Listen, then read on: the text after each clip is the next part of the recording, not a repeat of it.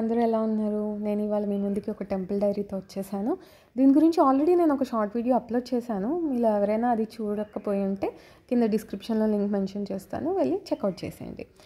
ఆదిశంకరాచార్యుల వారి గొప్ప చరిత్రను చెప్పే పవిత్ర క్షేత్రం అండి ఇది.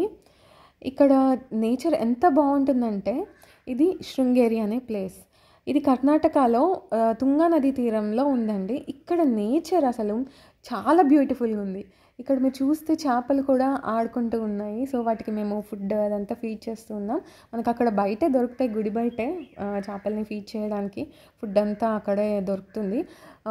మరమరాలు కానీ చిన్న చిన్న బిస్కెట్స్ లాగా ఉంటాయి, అవి కానీ మంచిగా చాలా యాక్టివ్గా ఆడుకుంటూ ఉన్నాయి. మా వాడు కూడా చాలా ఎంజాయ్ చేస్తాడు.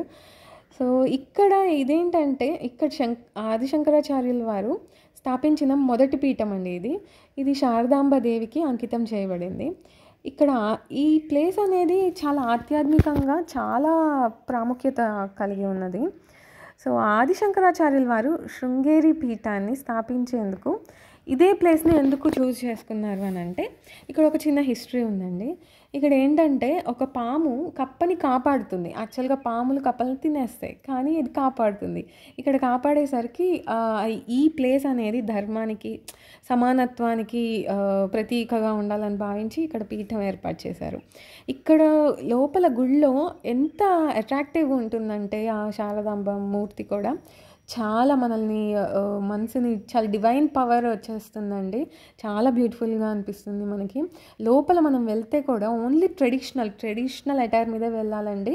జెంట్స్, బాయ్స్ కానీ పిల్లలు కూడా ఓన్లీ ధోతీస్ ఉంటేనే లోపలికి అలౌ చేస్తారు, గర్భగుడి దగ్గరికి అలౌ చేస్తారు. ఇక్కడ ఈ మాన్యుమెంట్స్ కూడా చూస్తే ఎంత హిస్టారికల్గా ఉన్నాయి. చాలా చాలా ప్రాచీన శిల్పకళతో చాలా సాంప్రదాయంగా ఉన్నాయి. ఇక్కడ చూస్తే అదొక రకమైన డివైన్ ఫీలింగ్ వచ్చేస్తుంది. ఎవ్రీ ఇయర్ ఇక్కడ దసరాకి నవరాత్రి ఉత్సవాలు చాలా చాలా ఇంపార్టెంట్ అండి.